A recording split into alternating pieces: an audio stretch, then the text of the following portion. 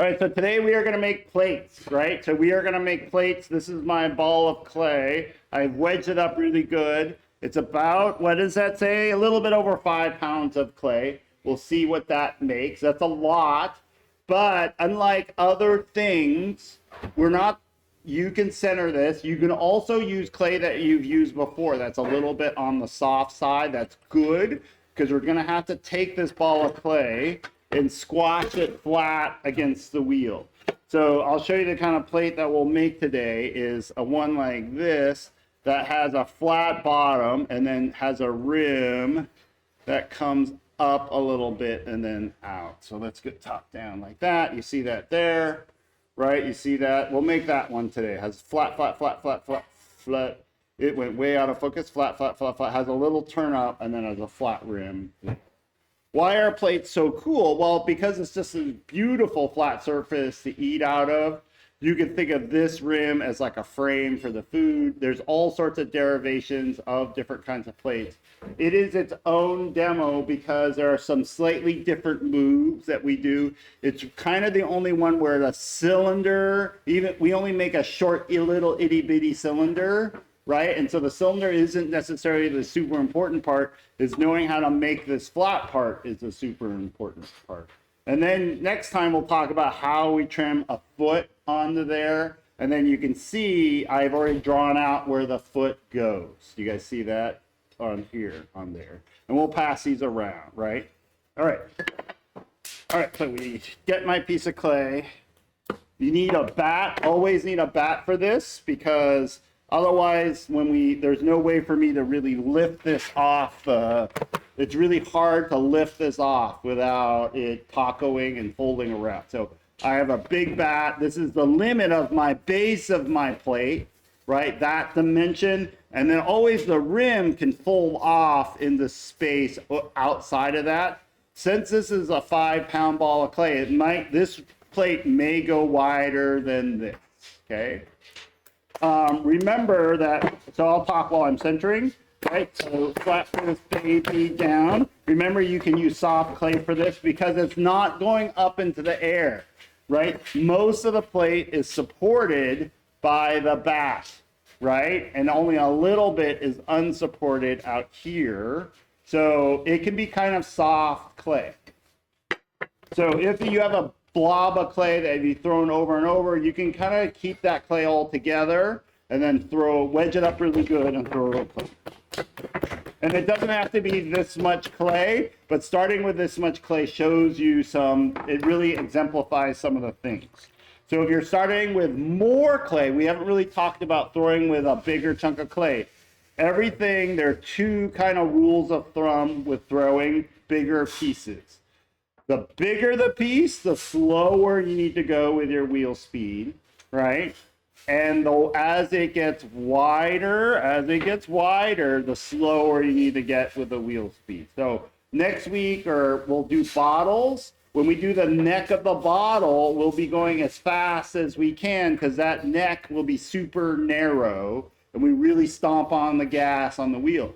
For plates, we'll get really wide. You'll watch me slow down the wheel speed. Does that make sense? So here we go. I'm just going to center. So this has to go slow because it's a bigger piece. This is where having softer clay would help you, right? Because sometimes you throw your clay a couple of times, it gets kind of goopy. You can now save that in a separate bag, and wedge it up before you shove it in there, and then save it up for plates, right? You'll want good clay, like new clay, when we do taller cylinders. That makes sense to everybody? So see how slow I'm going? So a bigger piece of clay requires you also to move a little bit slower as you're going up. You have to kind of stay in one place for longer. The softer clay will center faster though, right? You can kind of muscle it around a little bit more, right? You see that? We're not really, see how that's getting pretty centered already, right? And then when we talk about vases soon, taller cylinders, we'll talk about different techniques that we can use to help center this, right? A bigger piece of clay, but you don't have to start with a piece of clay this big, right? Start with whatever you got. right? Just remember that in general, like the size of the clay kind of determines how big it will be, right? If I start with a 2-pound ball of clay, like what I could make a bigger cup out of, I am not making a 10-inch plate there. That makes sense because it's just not enough clay. So I'm centering this. It's almost centered. Let's go up and down one more time just for kicks, right? You see my wheel speed is pretty slow, right? I'm really trying to emphasize that. All right, so now I feel like I'm kind of centered, right? I'm pretty good. Look at that. So now what am I going to do is this plate, the base has to be wider here, right? Because you see how this one shrank a bunch, right? But you can see that it needs to be pretty wide so that I can, so this isn't wide enough yet. So I have to squash this piece of clay downward and out. Another thing to think about is how wide can your plate be? Well, your plates can be as wide as you want them to be, right? We have bigger bats over there for you to throw on. But if you ever think about what is easily accessible in your kitchen, if you look at your cabinet depths above the counters, right? Those are the easy accessible cups and dishes, right? That you're just grabbing all the time. That is like maybe 12 inches or 11 inches deep. Right, so if I make a 13-inch plate now, it will be too big to fit above the where I keep the rest of the easy to get to stuff. The stuff below the counter in general is a deeper cabinet that could be almost 2 feet deep. That's where you put the big pots and pans and stuff. If you make a 15-inch plate, it has to go below, right? It can't go above, right? That makes sense to everybody. But you will notice the shrinkage on this. This clay, the Christie Lombard clay, shrinks about 11%. So I did the calculation for every 8 inches or between 11 and 12%. For every 8 inches or so, it will shrink an inch. That makes sense. So you could make a 12-inch plate and it will shrink to 11 inches. That makes sense. This bat is 12 inches wide. So if I make this plate, if I make this big now to the edge of this bat, it will shrink down and it will fit above the cabinets, right? Above the counter. So here, I've just been squashing this down, but it still needs to go out down a whole bunch. So what I'm going to do here is I put my left hand here and I'm putting sideways pressure on. Because if I just push down from the top, I could just push down from the top.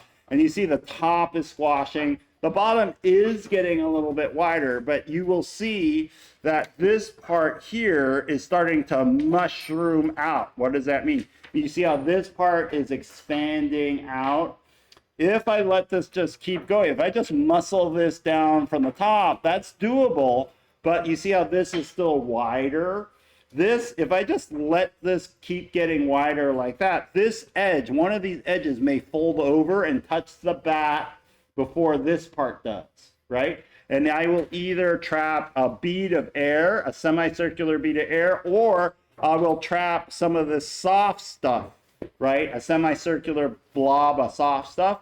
And what does that do? And that will then lead to the semicircular crack that happens around here. So we do not want this mushrooming to fall over this part, right? Also, if I just keep squashing this little blob of clay slides over sometimes this soft clay. We don't want that either because that means there's a hard blob of clay, a very thin line of soft clay, and then hard clay underneath. That's also bad, right? So I will add some pressure here from the side to keep that from happening, right? You see that how I just kind of push that back in?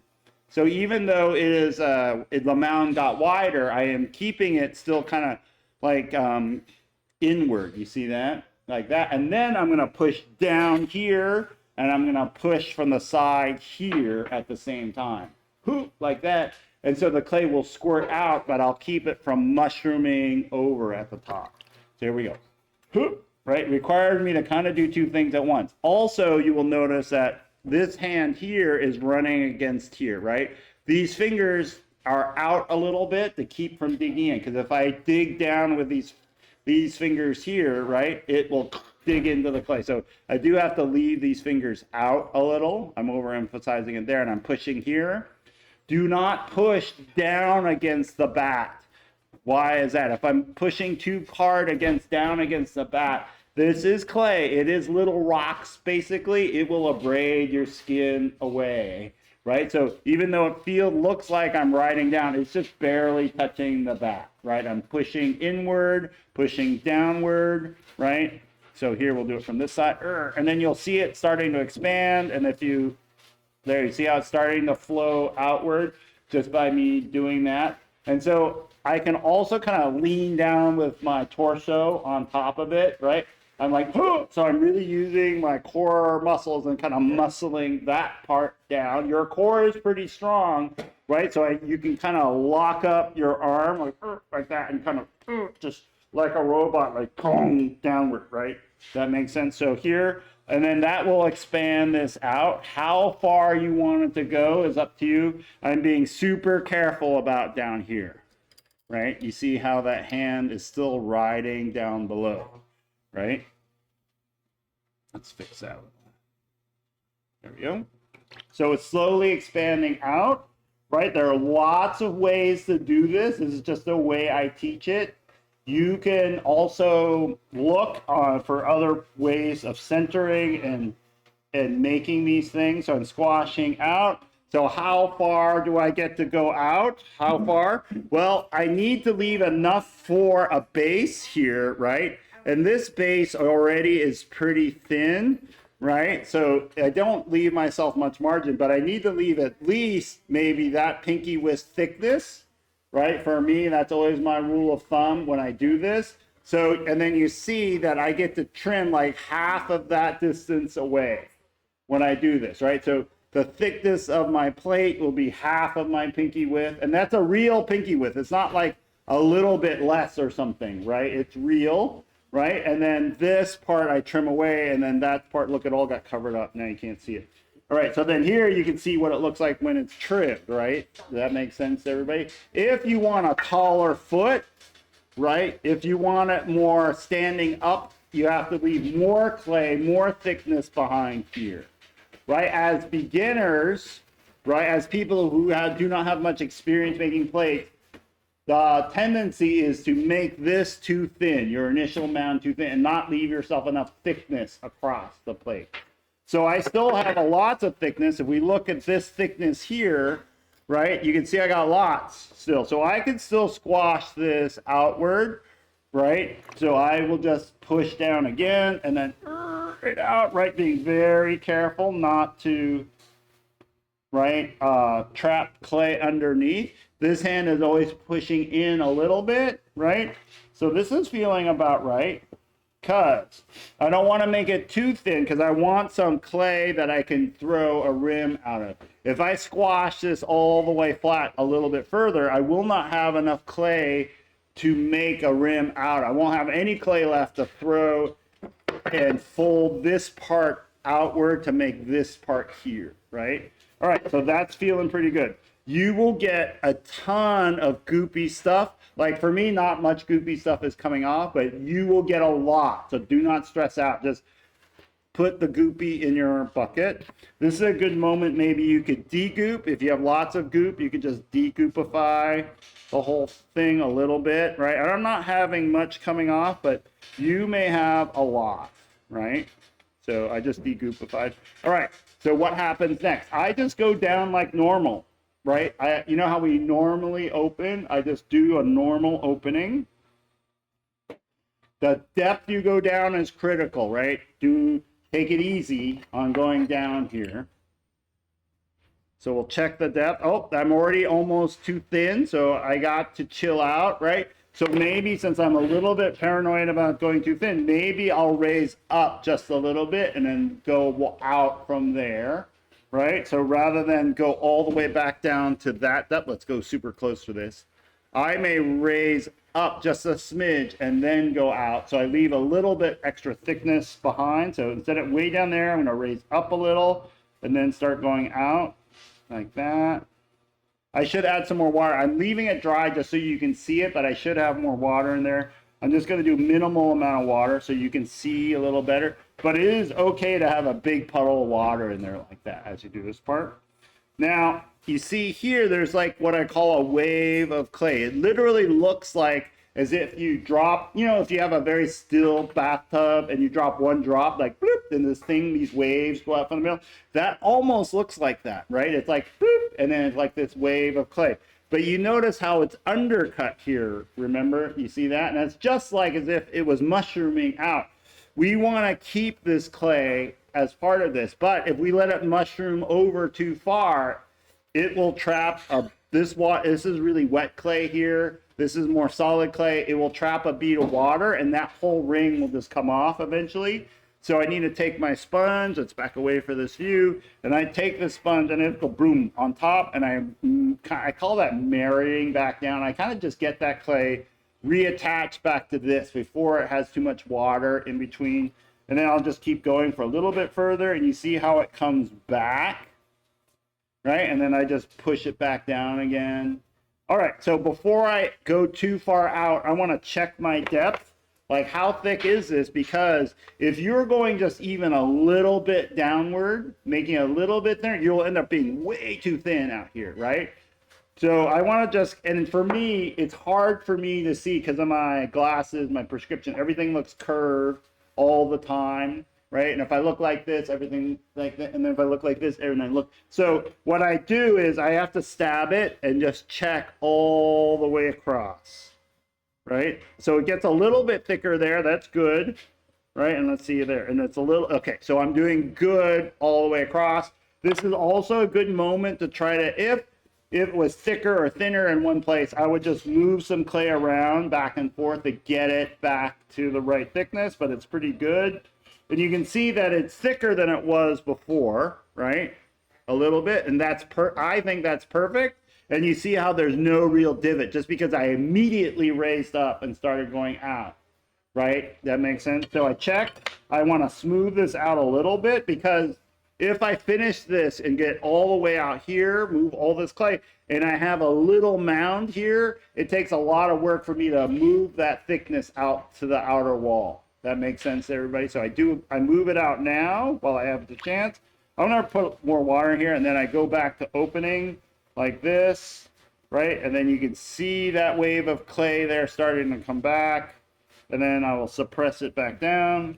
So the technique that I now use is I taught myself how to open left-handed. So I do this with my left hand, and then I do this with my right hand. So I'm doing both actions at the same time. That makes sense? But for you guys, you may want to open a little, push back down, right? I just had to teach myself because I got tired of switching.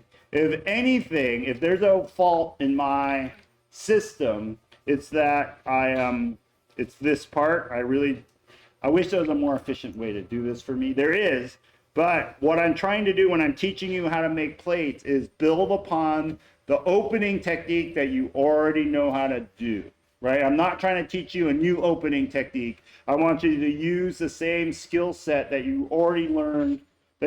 So here, I feel like this is getting thicker here, so I'll suppress that back down.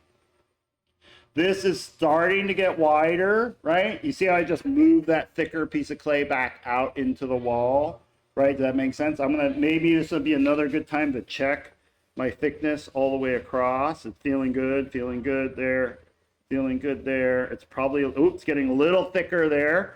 So this little band needs to be pushed down just a little bit more. All right, this is starting to get really wide. Right out here is really wide. So when I do this part here, right, I have to slow my wheel speed down. So it's just like monster truck, right? Or my little Toyota Prius has little wheels, right? So one revolution of my Toyota Prius wheels, it only goes a little distance, but like those big trucks with those big tires, one revolution, that person goes way far down the road, right? Per turn. Same thing here. This is a lot of clay. Each revolution is a lot of clay. And then think about on the merry-go-round ride, right? If you're in the middle, right, and that person starts spinning you really fast, you're okay. But as you get out to the edge of the merry-go-round, right, if that person's spinning really fast, you get flown off, right? Same thing here. This is out at the edge of the merry-go-round ride. So these people here get flung off really easily. So you got to stay chill when doing this. So here I'm going to push it out just a little bit further, right? And you see now what I'm going to do is you see how this is becoming a short little cylinder. And that's the way we're going to treat it. But before we address this cylinder, we are going to work on this part here. We're going to beautify this, make sure it looks really good. So it does mean maybe one more time doing this, right? I could come back through and do a check with my needle tool, but I think it's feeling pretty good. We'll do it one more time. So take as long as you need for this, right? Like get this part looking good, right? Because this is where the action is, right? So with cups and stuff, we're not as concerned with the bottoms, right? Because the bottom is hidden way down there. We do smooth it out, but we don't spend this much time like working on it, right? But on a plate, it's for all the world to see. So I did my lots of fingering, right? I will take now any sort of rib and I'll start ribbing it. Remember, I can't cross over the middle, right? If I cross over the middle, it will dig a big gouge out. So I start here and I just start giving it some time. I'm not pushing too hard, right? People talk about compressing the bottom. Yes, you are taking your time and smoothing this out. Yes, you are doing some compression, but mainly it's for cleaning this up, right? So I'm not pushing too hard when I do this. I like these soft rubber ribs here for this, and I can walk that back into the middle. I keep doing that till no wet clay comes off, really, right? No liquidy clay. So you see how beautiful and smooth that looks? It looks all happy and beautiful and smooth. Sometimes you can address that very corner, right? Because this is hard to get in there, and we will get to that here in a minute. All right, so now we throw this like a short little cylinder, knowing that it takes a while for this wheel head to get around because we have to go slower. So here, here, here, and then knowing that in the end, we are going to fold this down quite a bit. So we throw it like the way we do a bowl, right? When we throw a bowl, we throw up and out, right? Like that. And then let me wet this down completely. I got to take it easy, John. I'm going to push this out just a little bit further, like that. There, and we'll come back and we'll fix that here in a minute. Now I throw this up and out. So here like this, and then I'm just going to use a sponge on the outside, and then you have to establish yourself really well. Oh, it got a little dry on the inside, so we'll wet it up. So you got to go slow, right? Because it's a lot of clay whipping around, right? And then so you see how I'm letting it flare out. In fact, probably I should have flared it out even more. It's too upright for what I want. But you may want this, a short, straight-walled dish, right? It's still kind of a plate. When is it not a plate? When is it not a bowl? I don't know, right? So the main thing is, even if it's a bowl-y-like thing, you're making wide things, right, that have a wide, flattish bottom in the middle. So it doesn't matter if it's a wide, flat, but in the bowl, right? Does that make sense? So here we go. So here we go, and once again going up, I have to go slow. I'm running out of clay. What does that mean? I just didn't leave myself enough wall here. So hold on a second. So I'm running out of clay here, so it just don't have enough maybe to do what I'm doing. So let me show you. It's just, so you see how far this one got folded over? I just don't have enough clay here to do this. So I'm going to do a little trick where you can kind of get a little bit more clay, right? So that I could get more wall here to do what I want. So one way I could do that is by pushing this bottom part in, right? There's clay down here. So I'm going to aggressively push here. That will push clay up into the wall, and that will allow me to throw this wider or taller, right? So I'm sacrificing width to get a cylinder that's a little taller. That makes sense, everybody? And this is something fun to try. So I'm going to be super aggressive down here, and I push. You see, I just pushed that really hard. So that clay now, there's some extra clay, and you saw maybe the base shrink a little bit. And then I will have some extra clay here to throw this up into the air. Like that. And that's looking okay. We'll live with that, right? There's a little bit of extra width now. Maybe I'll do it one more time to push that in. There we go.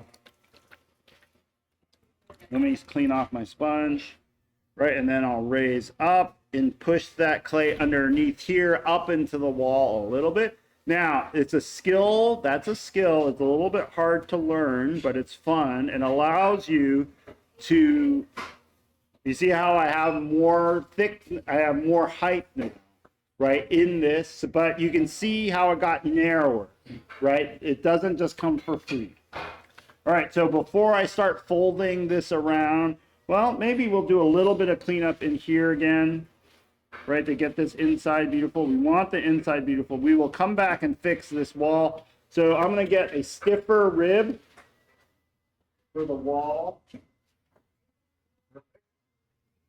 And I'm going to start folding this downward. So you will notice that this rim here will get a little thinner as I fold this downward because it is going to get lots wider. So I'm just going to start folding that down like that. And you can start to see this starting to come into shape, right?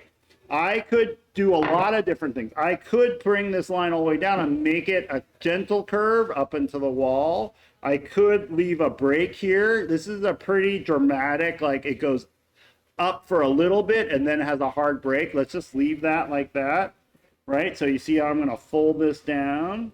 So let's talk about rims, right? What does this rim do? Does anybody know? Like, does it allow me to put more food in?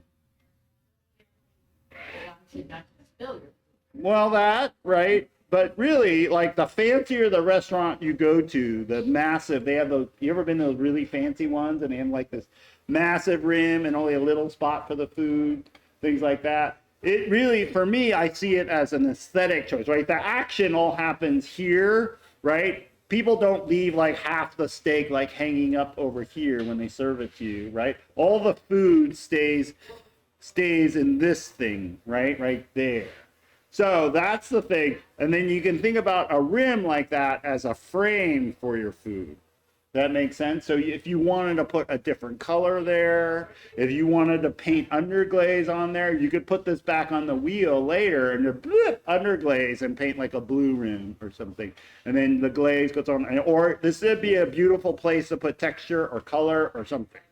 Right? That makes sense? So that's how I see a rim, as like a frame. So now once you say that about a rim, it's hard to unsee it as a frame, right? Now I always see it as a frame for my food. Or it's the place where if you're eating fish, you like pile up fish bones and stuff like that, right? Or in a restaurant, they don't have to feed you that much because it looks plenty. It looks huge, right?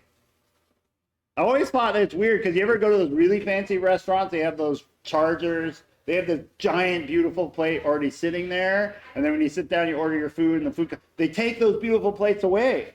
Right? I don't know if you guys, I'm like, what's going on with that? I like that plate. Anyway, so you can see here, I have to be really slow now in how I do this, because this is really hanging out in the space, right? And you saw me how I folded that down slow, right? You see that I have thickness here, right? You see, I left all that thickness. It's almost pinky thickness, right? So in general, cups, I always try to push the boundaries for lightness of cups.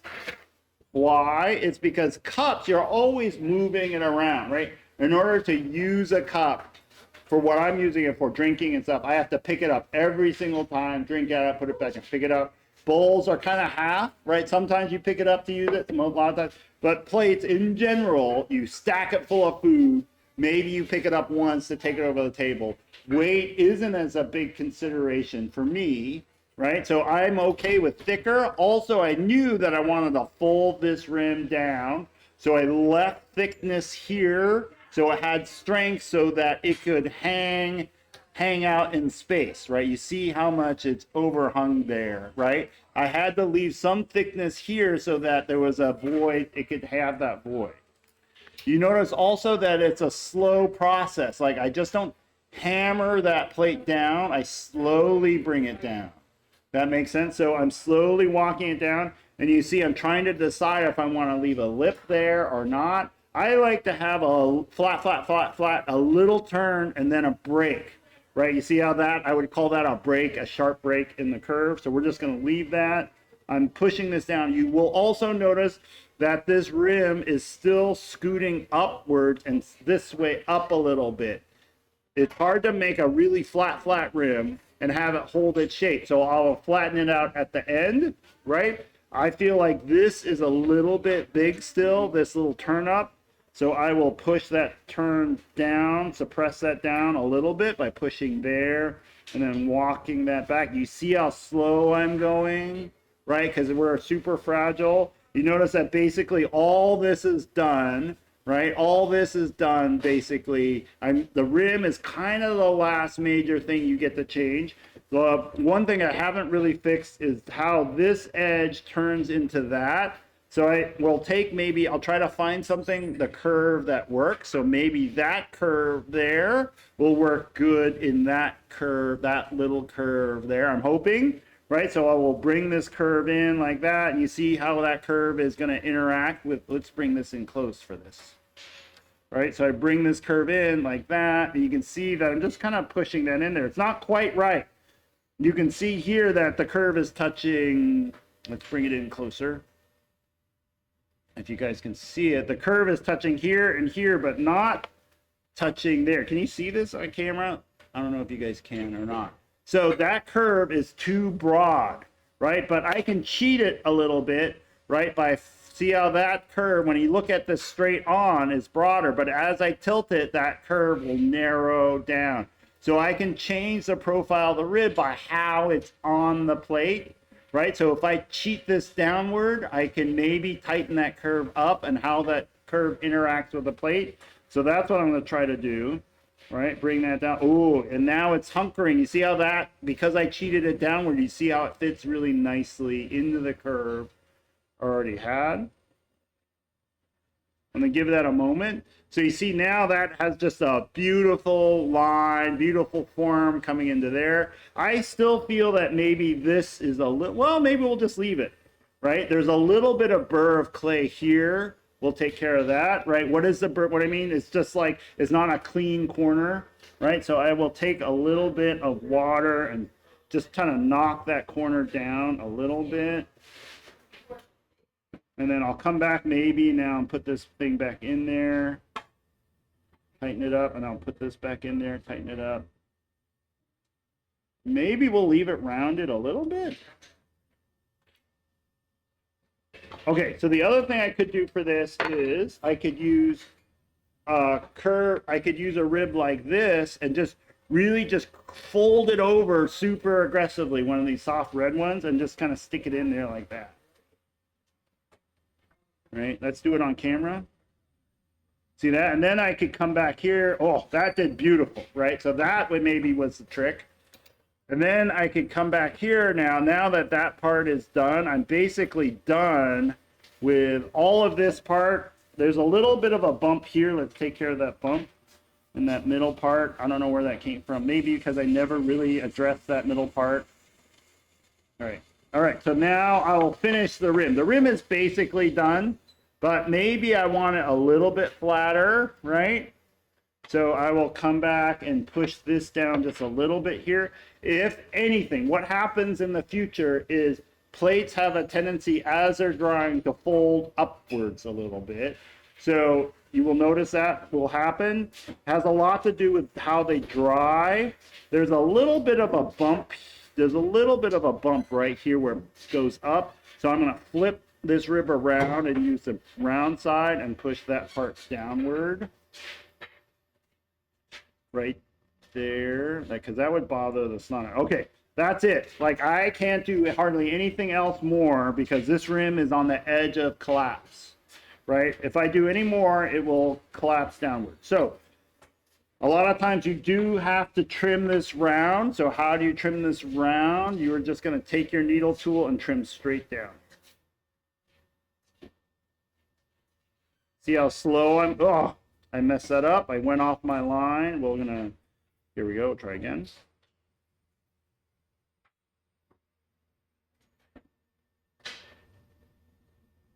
I'm all the way through. And I'll peel that off. Woohoo! Right? There we go. That wasn't too bad. There's a little bit of debris stuck there. I'll pick that off. Really, maybe I should do that while it's spinning. We'll see if we can get those off. There we go. All right, and then I'll re-wet this down again because it's really dry on the rim now.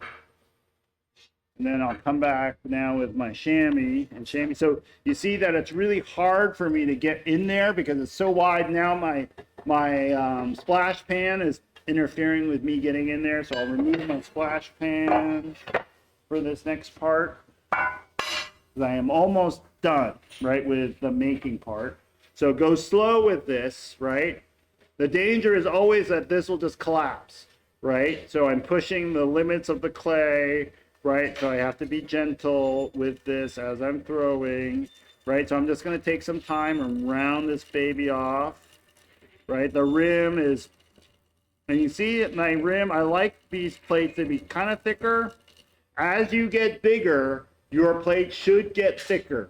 Why? Let's say it's big enough to hold a whole turkey for Thanksgiving. If that rim is really thin and they plop all that food in there and they're wandering around, it's probably really big, and someone hits the corner of a doorway, right? You need that plate to absorb that blow of like a 16-pound turkey, right? It has to absorb all that momentum and it can't crack. You don't want to crack it in half, right? So just like when you photocopy something, you draw out something, you photocopy, but you enlarge it by 200%, all the lines get wider, right, as well. So I feel like it's a little bit the same way with this, right? People get uncomfortable with big plates that are too light. They just feel like they're just going to snap in half, right? So there's some other stuff I could do here, but we're good enough. I could take a little bit more time and clean up some stuff.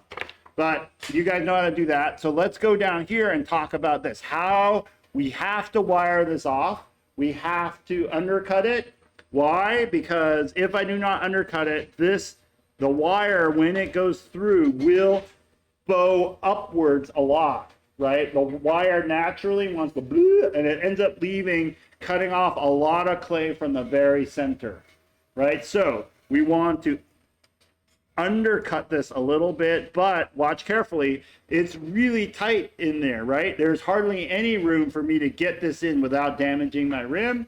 So what we do is we just hold this flat and we jam the tip underneath. We don't actually remove any clay. Let's get into a better position so you can see it, right? So you see I just hold this blade part flat against the wheel head as it's spinning, and I just jam the tip of it underneath there. Let's get a little farther down. Right, so watch this again. We'll do it again. So I just hold this blade flat against there, and I just jam that tip underneath. You guys see that? That's my undercut. That will give me a place for that wire to catch and slide under cleanly.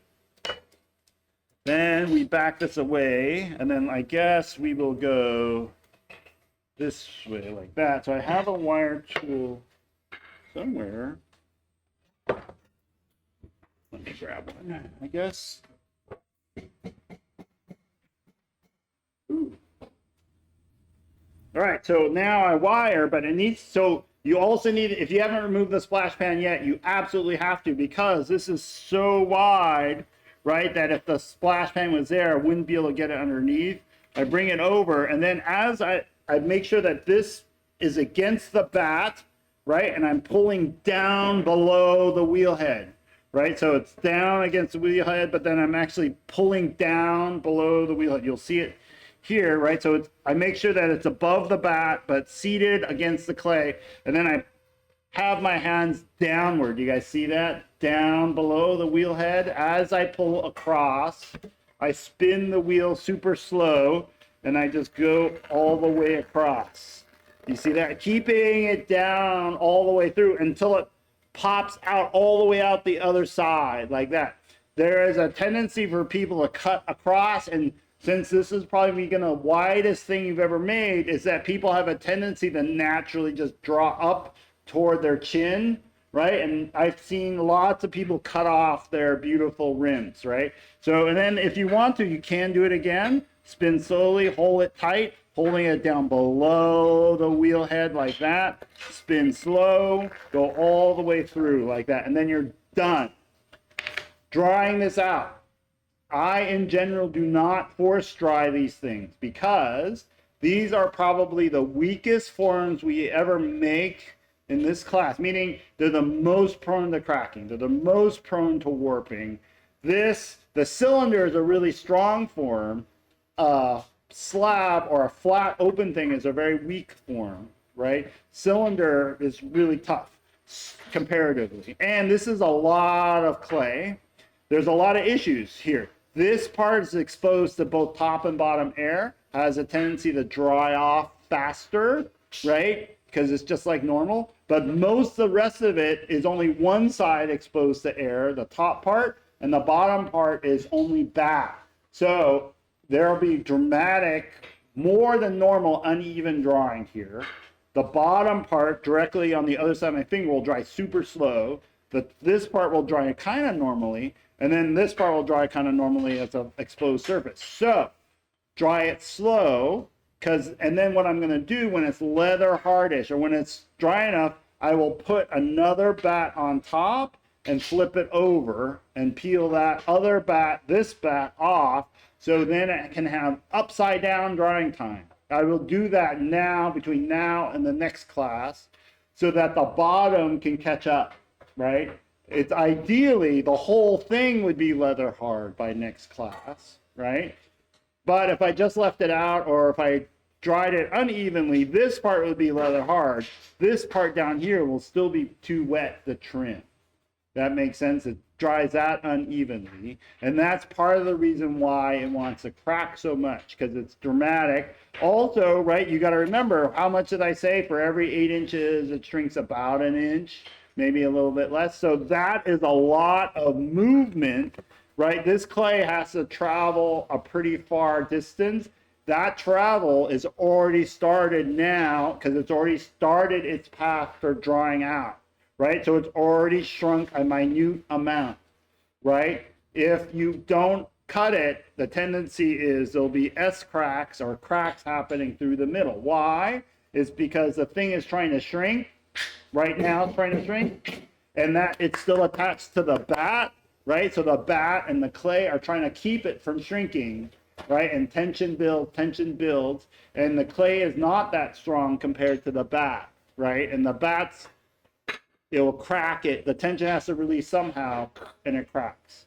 That makes sense to everybody? So always have to undercut it right away. If you don't remember if you undercut it again. Do not push down on here, because let's say, oh, I want to do one more thing here, and I use a rib or something, that will reattach itself back to the bat, so I have to wire it again. That makes sense to everybody? So I'll let this dry. So I'll probably leave it out for 3 or 4 hours today, and then bag it up. That makes sense? And then I would just pick it up, make another one, right? Any questions? All right, so try some plates, and we'll trim it next class.